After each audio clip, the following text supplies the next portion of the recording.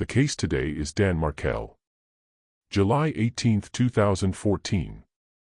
A Harvard-educated law professor. A father of 2 young boys. He pulls into his own driveway after dropping his kids at daycare. He is on the phone with a friend. The friend hears Dan say, "Hold on, there are people in my driveway." Then gunshots. Then silence. Then heavy breathing. Dan Markel was murdered in cold blood in broad daylight. This was not random. This was a contract hit. And the people who paid for it are sitting in prison tonight because of a silver Prius, a breast augmentation, and a woman who wrote a novel about hating her husband. As I blend out this contour, let me tell you about Dan Markel. He was born in Montreal in 1972. Raised in Toronto in a conservative Jewish household. He was brilliant. In 3rd grade, he took an aptitude test and scored higher than anyone the school had ever seen.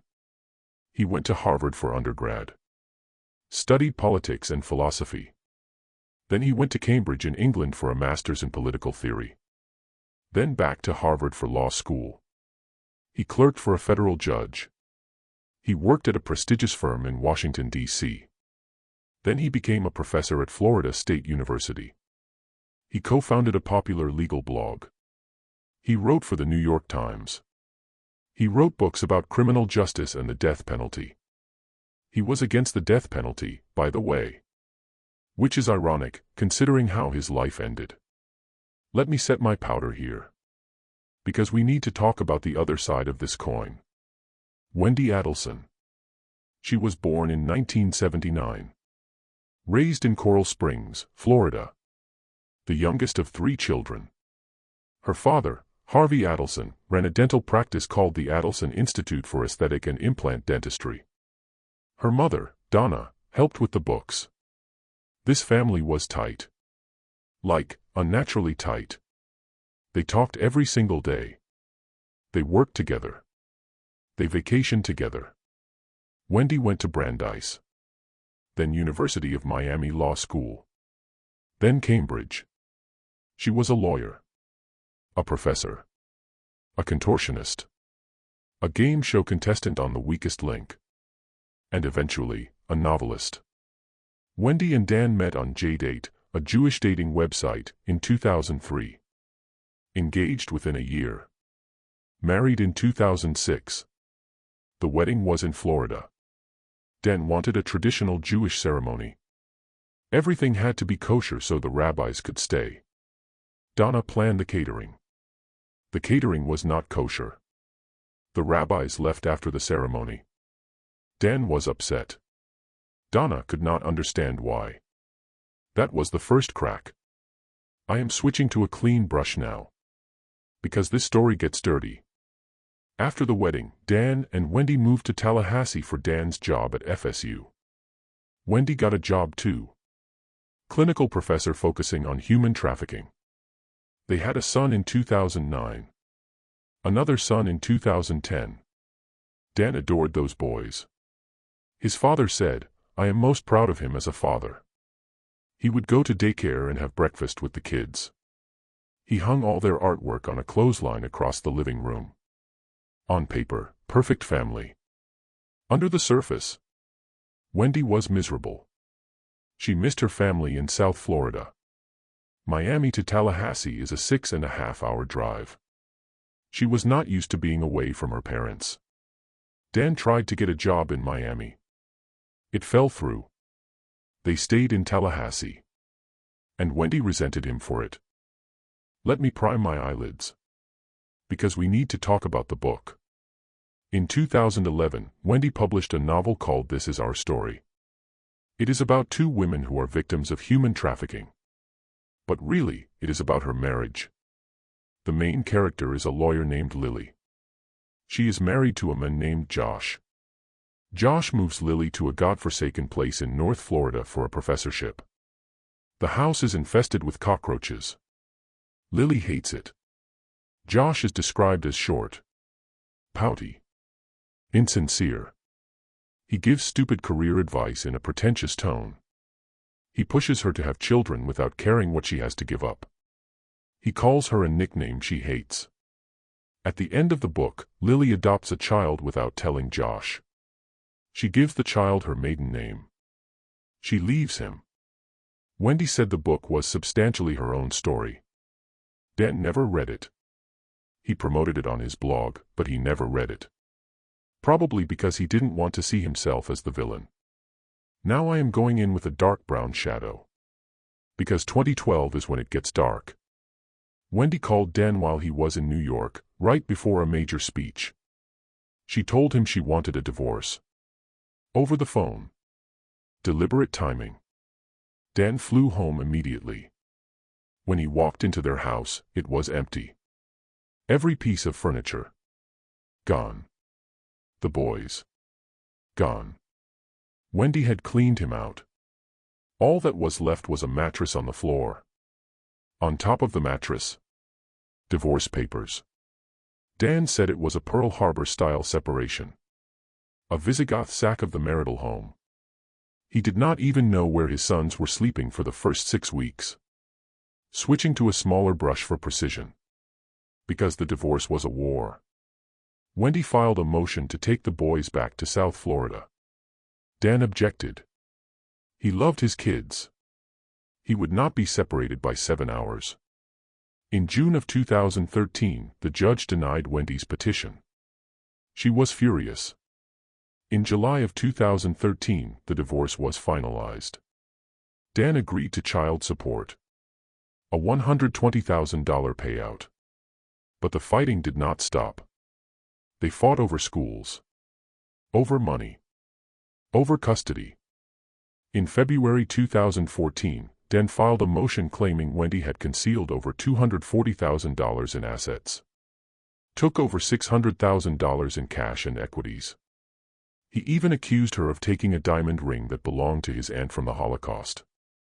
He said her wealthy parents put her in a financial cocoon and paid for her legal fees so she could take the most aggressive legal postures possible. Wendi accused Dan of being controlling. Emotionally abusive. Of calling her a pathological liar and a narcissistic sociopath to his colleagues. Let me blend this edge. Because now we get to Donna. Wendi's mother.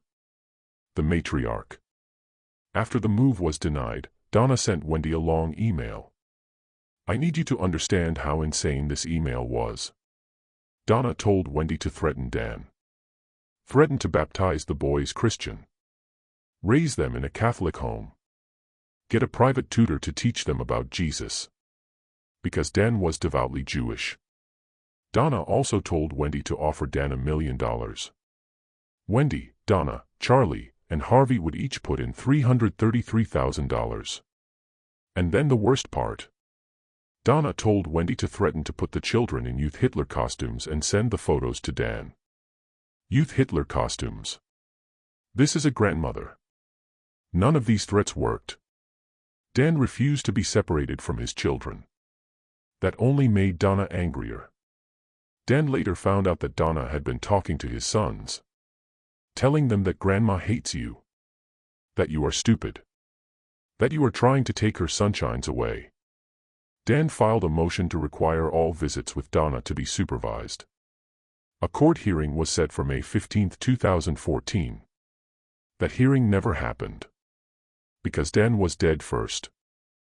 I am going in with liner now. Sharp. Permanent. Because the murder itself is fast. July 18, 2014. Summer break. Dan drops Benjamin and Lincoln at daycare around 9 a.m. Big hugs. I love you. He drives to his gym. Premier Health and Fitness. Arrives at 9:12. Works out for about an hour and a half. On his way home, he calls a teacher named Stuart Slozer. The school is one that Wendi had secretly applied to without Dan's knowledge. Dan is now willing to consider it. He pulls into his driveway around 11 a.m. Still on the phone. He says to Stuart, "Hold on, there are unfamiliar people in my driveway." Stuart waits. He hears a loud noise. Then grunting. Then moaning. Then heavy, labored breathing. Stuart yells into the phone, "Are you okay? Do you need help?" Dan never answers. Stewart hangs up. Calls back. No answer. Stewart calls 911. He thinks Dan is having a heart attack. At the same time, Dan's neighbor, Jim, is standing in his own driveway. He hears gunshots. He sees a Toyota Prius pulling out of Dan's driveway and speeding away. Jim runs over to Dan. Dan is still in his car. Driver's side window shattered. Blood everywhere. Dan has been shot twice. One bullet through his forehead. One through his left cheek. One of the bullets lodged in his brain. Severe hemorrhaging. Jim calls 911. The call lasts almost 15 minutes. It takes 19 minutes for first responders to arrive. Dan is taken to the hospital. The doctor says he has a 0% chance of survival. The next day, July 19, 2014, 2 a.m. Dan Markel is pronounced dead.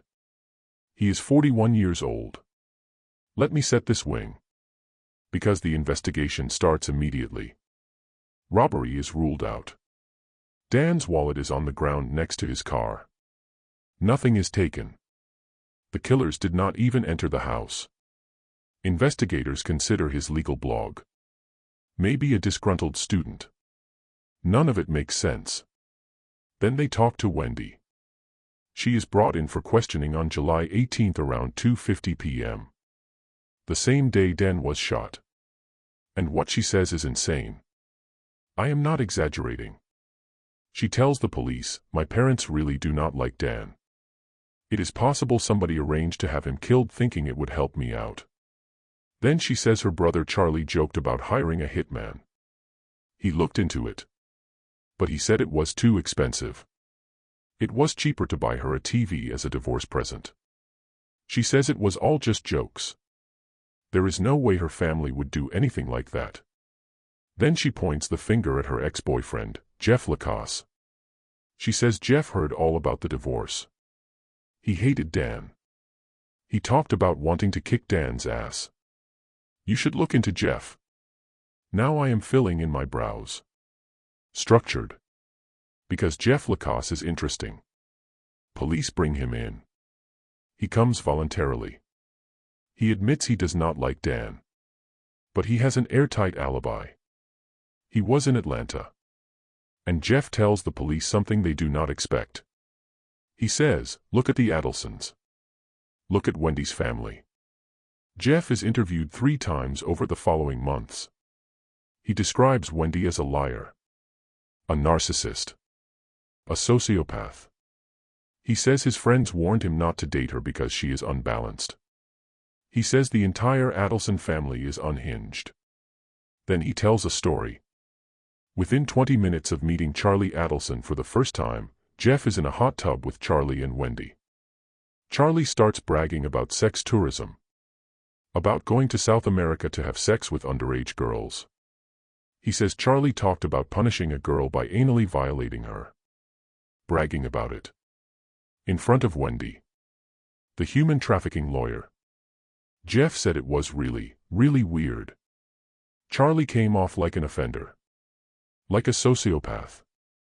Let me add some color to the cheeks. Because the Adelsons are not cooperating. After that first interview, Wendi lawyered up. Her whole family did. They attended Dan's memorial service in Tallahassee on July 20th. Donna and Harvey told the police, "We want to cooperate. We are leaving for South Florida tomorrow. We will call you. We will come in."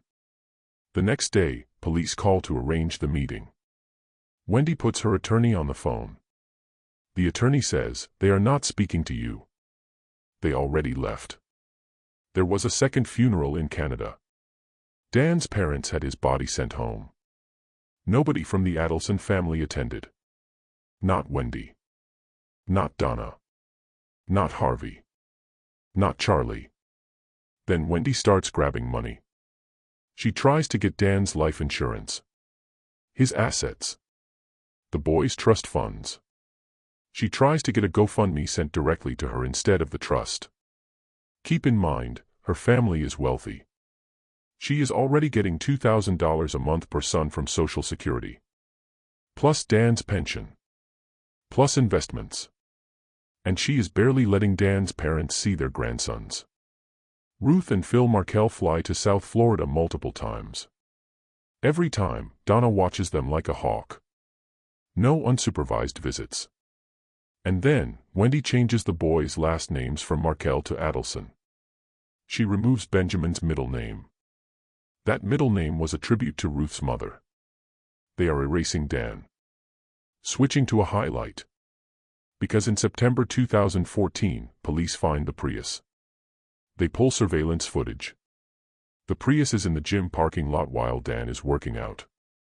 For an hour and a half, the car keeps moving, changing parking spots. They are surveilling him. More footage shows the car following Dan home. There are two men inside. The car has a SunPass transponder in the rear window. Police trace it to a rental car company in Miami. They contact the company. Two men rented that Prius from July 15 to July 21, 2014. Luis Rivera and Sigfredo Garcia. GPS data from the rental is still available. It shows the car drove from Miami to Tallahassee on July 16. It shows the car in Dan's neighborhood. It shows the car driving back to Miami on July 18, the day of the murder. Rivera and Garcia. Neither man has any connection to Dan Markel. But they have a connection to a woman named Katie Magbanua. Let me blend this highlight. Katie Magbanua. She dated Garcia on and off for years. They have 2 children together. But in 2013, she started dating Charlie Adelson, Wendi's brother, the dentist. This is the link. After Dan's murder, Katie starts receiving checks from the Adelson Institute, the family's dental practice. The checks are handwritten, hand-signed by Donna Adelson. The amount is always $407.58 every 2 weeks. But the dates are wrong. Sometimes she gets the money in advance. These payments last until at least April 2016. And there is no evidence Katie ever worked at that dental practice. Also, after the murder, Katie starts depositing large amounts of cash. In the 6 weeks after Dan was killed, she deposited more cash than she had in the entire previous year. By November 2016, she had deposited $56,000, not including the Adelson checks. In January 2016, a Lexus registered to Harvey Adelson is transferred to Katie. Sold to her for $1,700. The car was worth $6,000. No record she ever paid. She also gets cash and gifts from Charlie. And a breast augmentation. The Adelsons paid for most of it. Now let me do my lips. Because the phone records are devastating. I am going to give you a timeline. July 18, 2014. The morning of the murder. Dan calls Wendi. She does not answer. He leaves a voicemail saying he will be at the gym from 9:15 to 10 a.m. Wendi listens to the voicemail. She calls Charlie. 18-minute phone call. Charlie then calls his mother, Donna. Charlie and Katie exchange 4 phone calls. Dan is shot between 10:50 and 11 a.m.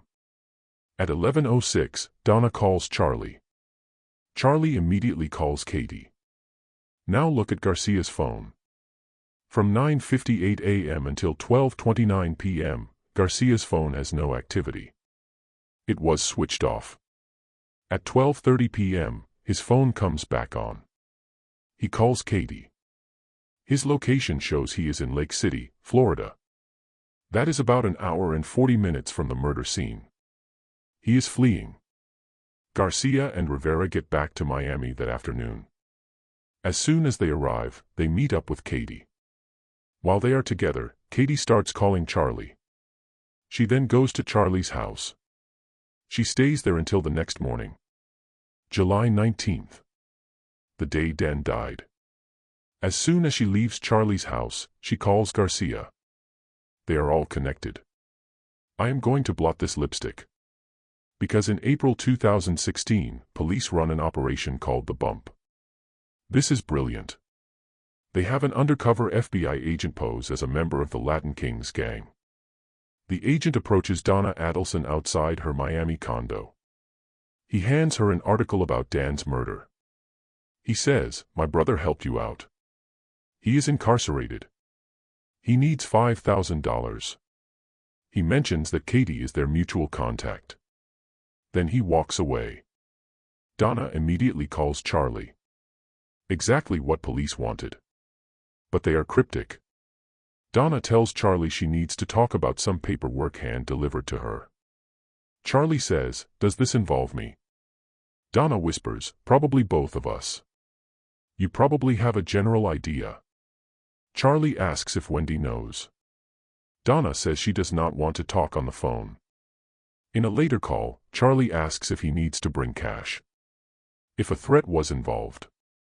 Donna says the TV is $5,000. The TV. The hitman joke.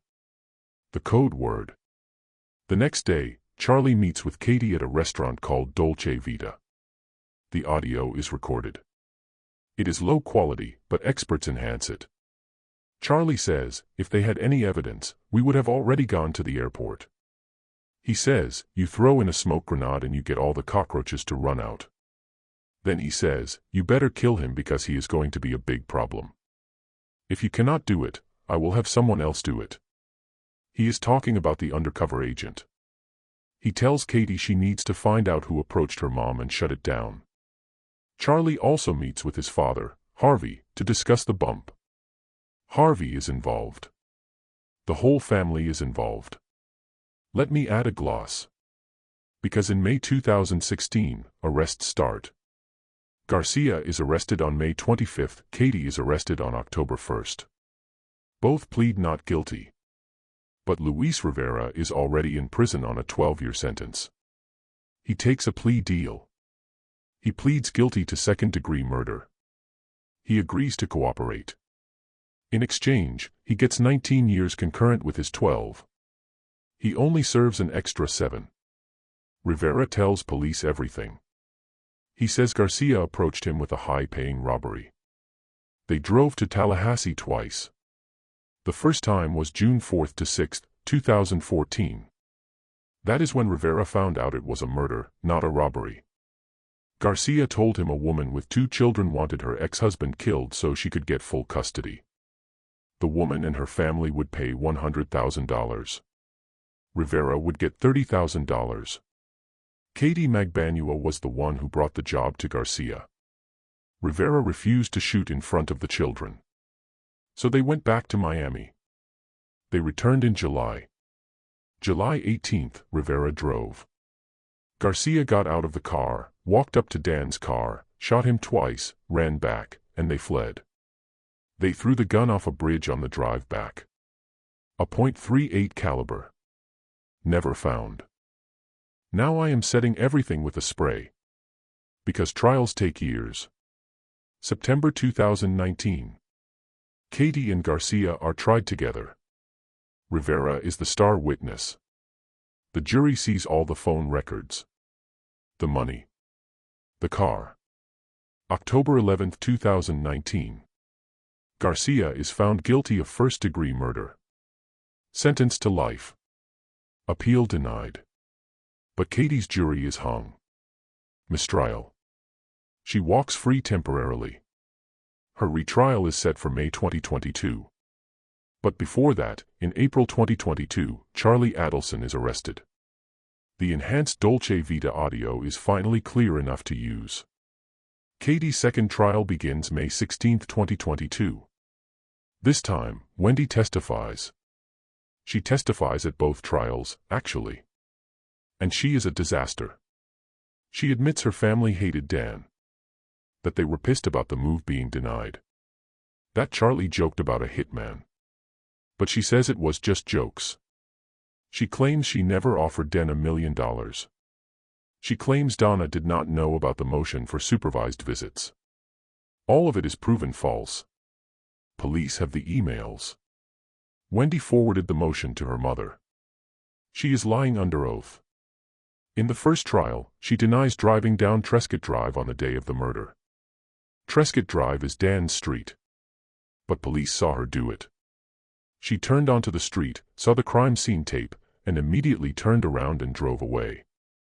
She never stopped. Never asked if her children were okay.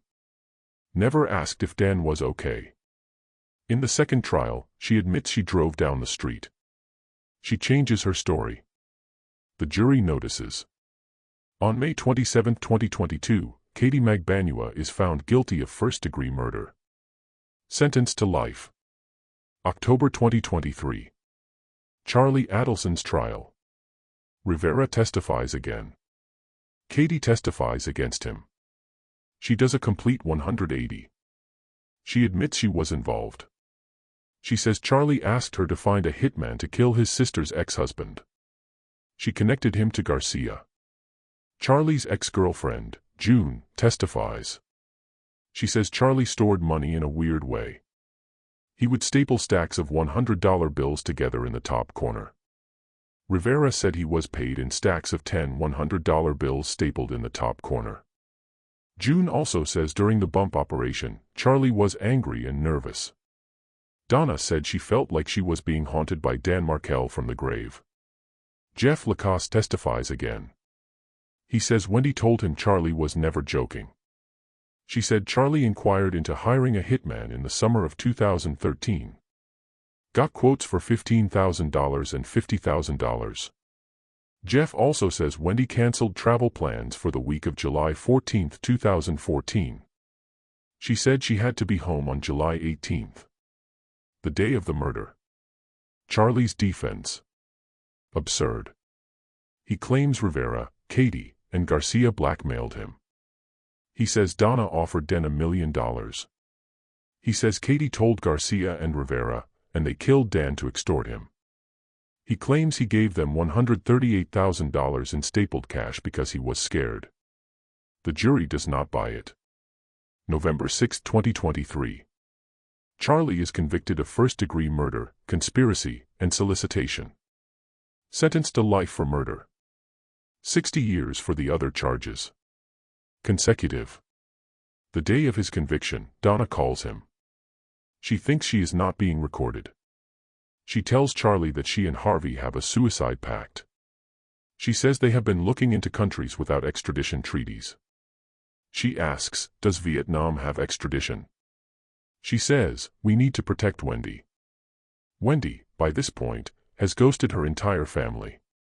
Her mother, her father, her brother. As soon as the arrest started, she distanced herself. She stopped speaking to them.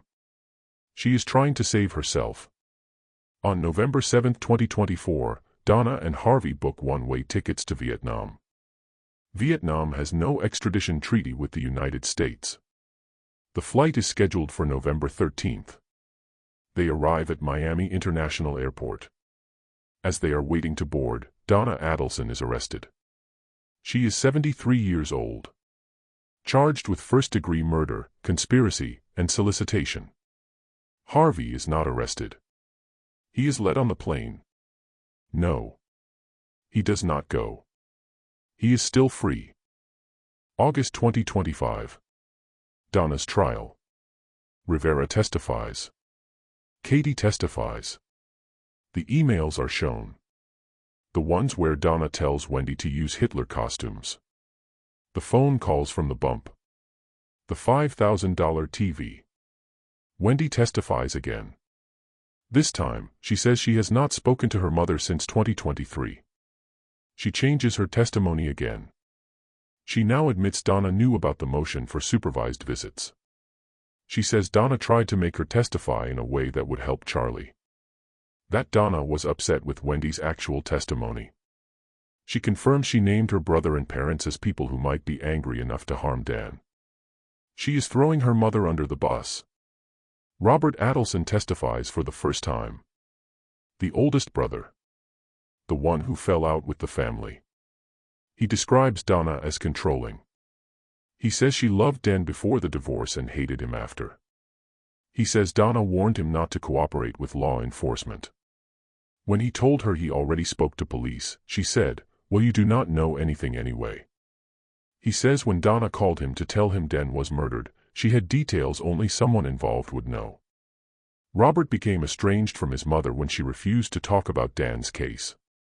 She said, "I do not know. I do not care. It does not concern me." The last straw was in May 2016.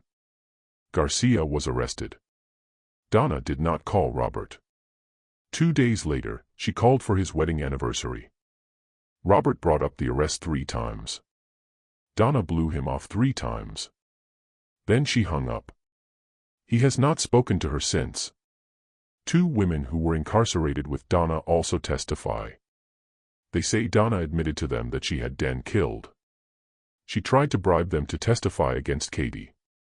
She wanted them to say Katie was extorting the Adelsons. One informant said Donna told her, "I did it. It was to keep my grandkids." But it was not supposed to go that far. Another informant says Donna offered her $10,000 to lie. She provided police with a notebook. Donna had handwritten a script for her to study. A narrative of how Katie schemed to extort the family. A crime lab analyst confirmed the handwriting was Donna's. Donna's defense says she was not fleeing to Vietnam. She was just distraught over Charlie's conviction. She needed a vacation. The jury deliberates for 3 hours. September 4, 2025. Donna Adelson is found guilty on all counts. Sentenced to life for murder. 30 years for conspiracy and solicitation. As of today, Harvey Adelson is still free. He has not been charged. Wendi Adelson is still free. She has not been charged. But think about what we know. Garcia called Harvey directly on July 1, 2014. Harvey had a suicide pact with Donna. Harvey flew to the airport with Donna to flee to Vietnam. Harvey was involved in the bump discussions. And Wendi? She is the motive. Her ex-husband. The father of her children. The men blocking her move to Miami. She drove down his street the morning he was killed. She lied about it. She changed her story. She named her own brother and parents as suspects to police. Then she cut them off completely to save herself. Her own defense team in Charlie's trial named her as a co-conspirator. A co-conspirator. Not a witness. Not a victim. A co-conspirator. I am going to take a sip of water here. Because this case is not over. Charlie is in prison. Donna is in prison. Garcia is in prison. Katie is in prison. Rivera is in prison but getting out early because he talked. But Harvey Adelson is walking around South Florida. And Wendi Adelson is living her life. She changed her name. She moved. She is raising the boys. The boys who are now teenagers. The boys whose father was murdered by their grandmother, their uncle, and their mother's boyfriend. Dan Markel's parents, Ruth and Phil, are still fighting. They are still trying to see their grandsons. They are still trying to get justice for their son. They have said publicly they believe Wendi knew. They believe Harvey knew. They want arrests. Let me tell you why I think this case stays with people. It is not just the murder. It is the arrogance. Donna Adelson wrote an email suggesting Hitler costumes for her own grandchildren. Charlie Adelson bragged about sex tourism to his sister's boyfriend. Wendi Adelson wrote a novel about hating her husband and then her husband was murdered. They thought they were untouchable. They were rich. They were educated. They were white. They were Jewish. They thought they could hire 2 gang members from Miami, pay them with stapled cash and a Lexus and a boob job, and no one would connect the dots. But they forgot about the Prius. They forgot about the SunPass. They forgot about the phone records. They forgot that Luis Rivera would sing like a canary to save his own skin. They forgot that Katie Magbanua would eventually flip. They forgot that Jeff Lacasse was paying attention. They forgot that Robert Adelson was watching from the outside.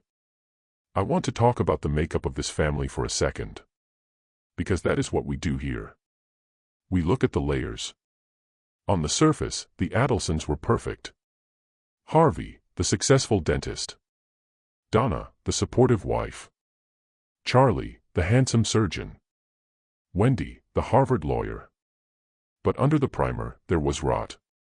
Donna was a control freak who could not stand that and wanted to raise his own children. Charlie was a predator who thought money could buy anything, including a murder. Wendi was a narcissist who wrote her darkest fantasies into a novel and then watched them come true. And Harvey. Harvey was the silent partner. The one who signed over the Lexus. The one who flew to Vietnam. The one who never asked questions because he did not want the answers. I am going to do my finishing powder now. Because we need to talk about the evidence that is still out there. The gun was never found. It is at the bottom of a river somewhere between Tallahassee and Miami. That gun could have DNA. It could have fingerprints. It is gone. But the financial records are not gone. The Adelson Institute paid Katie Magbanua for years. Harvey signed those checks. Donna signed those checks. Charlie signed those checks. That is money laundering. That is conspiracy. The phone records are not gone. The calls between Charlie and Donna on the morning of the murder. The calls between Charlie and Katie. The calls between Katie and Garcia. That is a conspiracy web. And the emails are not gone. The Hitler costume email. The $1 million offer. The threats of baptism. That is motive. That is intent. That is a family that wanted Dan Markel dead. Let me set my lips now. Because I want to read you something. This is from Dan's father, Phil Markel. After Donna was convicted, he said, "I sat in my seat and cried at Dan's memorial because I found out things about my own son that I did not know." He said, "I wished I could have held his hand before he passed away. I regret that very much." Dan Markel was a father. A son. A brother. A friend. He was a man who hung his children's artwork on a clothesline. Who had breakfast with them at daycare. Who fought to stay in their lives. And he was shot in the head in his own driveway because his ex-wife's family wanted to move the boys 7 hours south. That is the tragedy. Not the conspiracy. Not the hitman. Not the trials. The tragedy is that 2 little boys grew up without their father because their grandmother thought Hitler costumes were a joke. One more layer of gloss. Because I want to talk about what happens next. Harvey Adelson is 80 years old. He has a suicide pact with his wife, but his wife is in prison. Is he going to be arrested?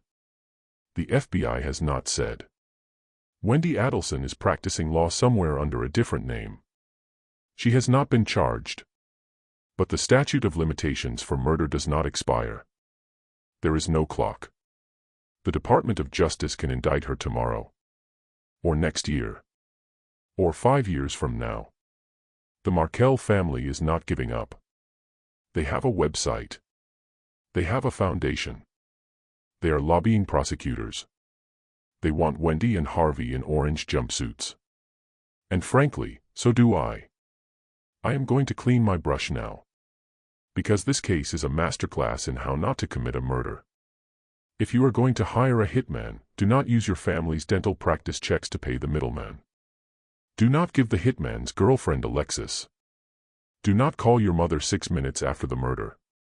Do not use the word TV as code for a hitman. Do not write a novel about wanting your husband dead. Do not tell your ex-boyfriend about the hitman quotes. Do not drive past the crime scene. Do not lie about driving past the crime scene. Do not change your story. Do not fly to Vietnam. Do not tell your son you have a suicide pact on a recorded jail line. The Adelsons did all of these things. They were rich. They were smart. But they were also sloppy. They thought money could buy silence. It could not. They thought privilege meant protection. It did not. Final look in the mirror. Here is where we are. Sigfredo Garcia, life in prison. Luis Rivera, 19 years, cooperating. Katie Magbanua, life in prison. Charlie Adelson, life plus 60 years. Donna Adelson, life plus 30 years. Harvey Adelson, free. Wendi Adelson, free. The boys, living with their mother. Dan Markel, dead. I do not know if Harvey will ever see a courtroom. He is old. His health is failing. Maybe the state decides it is not worth the cost. But Wendi is young. Wendi is healthy. Wendi is a lawyer. She knows exactly what she did. She knows exactly what her family did for her. And she knows that every time she looks at her sons, she sees Dan's face. That is not justice. But it is something. One last thing. This case is still active. There are appeals. Charlie is appealing. Donna is appealing. Katie is appealing. And there is always the possibility of new charges. I will update you when that happens. But for now, this is the story of Dan Markel. A good man. A good father. A good professor. Murdered by a family who could not stand to lose control. May his memory be a blessing. And may his sons one day know the truth about what happened to their father. Not the version their mother tells them. The real version. The one with the Prius. The stapled cash. The breast augmentation. The phone calls. The Hitler costumes. The truth.